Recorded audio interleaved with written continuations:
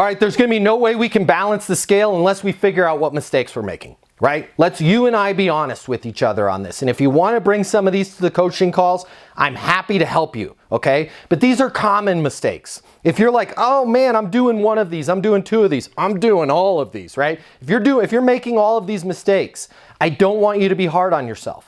Everybody makes these mistakes. If you're like, I don't make a single one of these mistakes, you're not being honest with yourself. There's a pretty good chance you make all of these.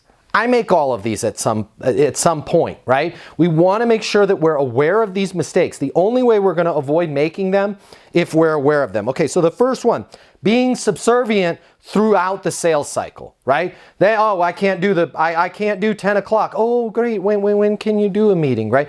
Being subservient, okay? Huge mistake. We're not conveying any sense of self-pride, any sense of, hey, I'm important. I'm not saying your time's more important than your buyers, but both of your time is important, okay? I never want you to verbally communicate that, by the way. Hey, my time's important. Don't ever say that. But I want you to be aware of the fact that your time is important. Your time is valuable. You're adding value to this process. This needs to be a collaboration, not a dictatorship. If you're being subservient and your customer is controlling every aspect of the deal, which they're going to try and do, it can't help but not work in your favor. All right, second one.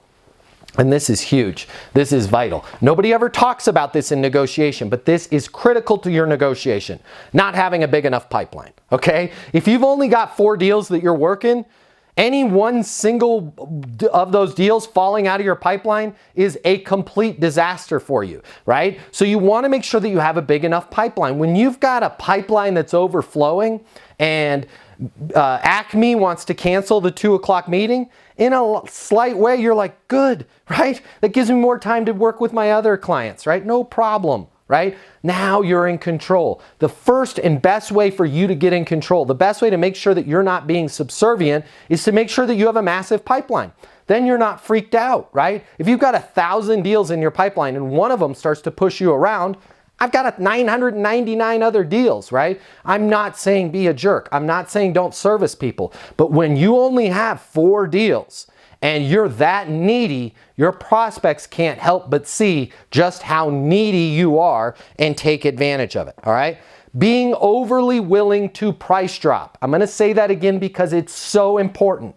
One of the biggest mistakes that we make is being overly willing to price drop. We're going to talk about this a lot more in this course and other courses. When you are willing to price drop so easily and you don't make it a negotiation, you are actually training your buyers not to buy from you.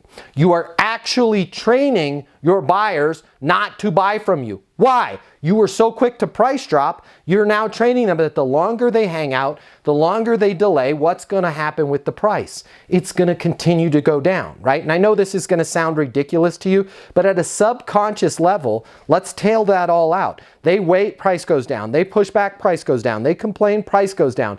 Eventually, you're going to have to pay them, right? Because the price is going to hit 0, and then you'll be negotiating with them to pay them to take your product. Again, I know that sounds ridiculous, but at a very subconscious level, that's where that line is headed. That's the mentality that you're projecting when you're overly willing to price drop, right?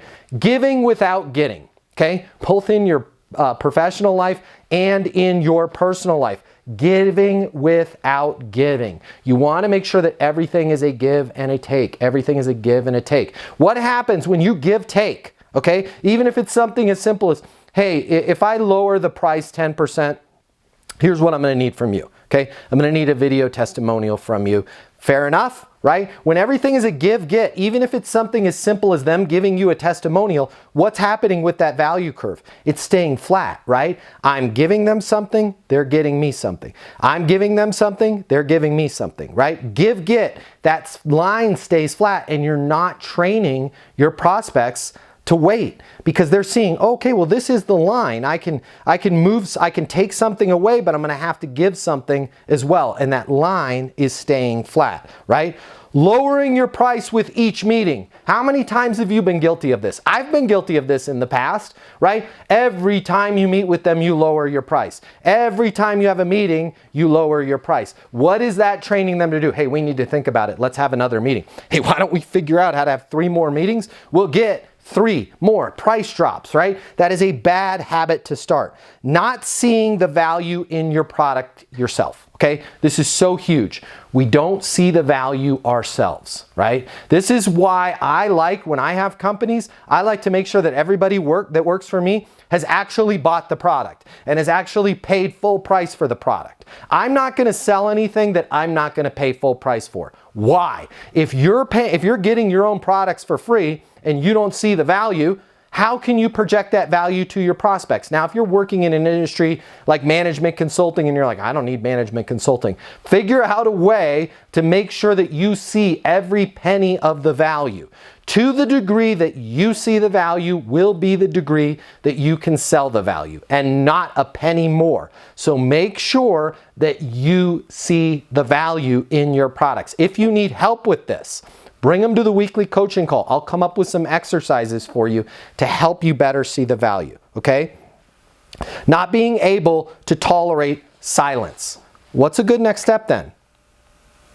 And letting that silence sink in. Far too often as negotiators, we get uncomfortable with silence. And for us, it's an away game. For our buyers, it's a home game. For our buyers, they're patient. For us, we're what?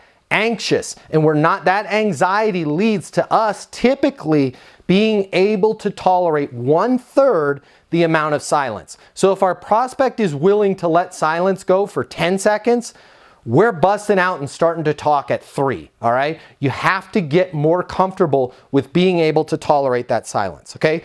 Closing prematurely. Now, in the closing course, we gave you a close that will work on either a close or advance. I'm okay with you advancing prematurely. You can't advance prematurely, okay? Make sure that you know the difference between here's all of the steps that I need to advance my prospect through. Don't just go for the close right in the beginning, right? If you need them to commit to the next step is to get the board in a meeting, or the next step is you're going to do a formal price proposal. Make sure that you're closing all of those steps, but closing prematurely is a death blow for you. You have to make sure that all of that value is established. You have to make sure that you understand what their current situation looks like, what their ideal solution looks like, and you can definitively place a value on bridging that gap. Don't close prematurely. Not checking in for a decision early and often, right? This is kind of outside the spectrum of negotiation. But we mess this up. We keep negotiating thinking they haven't made a decision, and we're not saying little simple things like, hey, just out of curiosity, have you made a decision yet? Yeah, we have. Remember that your prospects always make decisions 2 times. Once in their head, once internally and once externally.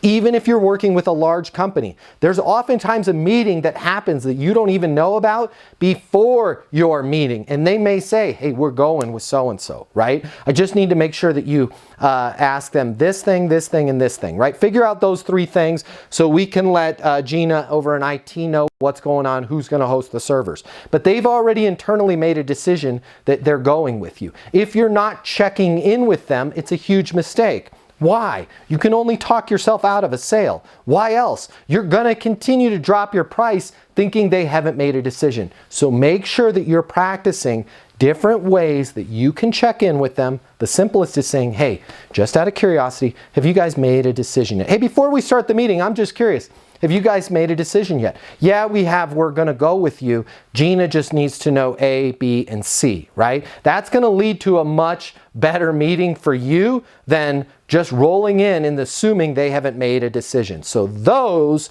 are the common mistakes that we make as salespeople in negotiation. I know that you've made every single one of those, okay? Even if you're saying you haven't, I think if we thought back long enough, you have. And that's okay. The important thing is We're conscious of them now, and we're going to try and make them a lot less in the future. The world of sales has completely changed. Today's customer has access to more information. Today's customer has more choices. The business world needs you. Studies have shown that 84% of salespeople fail to achieve their goals. The old sales training, well, it just doesn't work today. I'd like to teach you how to take the stress out of selling in a way that's meaningful to you and your customers and get you 7 times more business. I'll show you how the perfect sales process works. I'm gonna walk you through everything from prospecting to closing the deal. I'm gonna show you how to determine your prospects' wants and their needs so you can build value in your solutions. You will learn how to handle any objection or complaint. I'm gonna show you how to connect with your customer so it's easy for them to buy from you. I've taught the best companies in the world and thousands of people just like you how to hit their targets. Selling is complicated. I'll simplify it for you. There's more competition than ever before. I'm gonna show you how to be number one. All of a sudden, your career is gonna make perfect sense, even if you've never worked in sales or the corporate world before. And for the advanced sales professionals, I'm gonna show you how to take things to the next level. Easton University is a new, simple, step-by-step process that's effective in any industry, large or small. You are about to become a certified master sales consultant. I'm Matt Easton, and this is Easton University.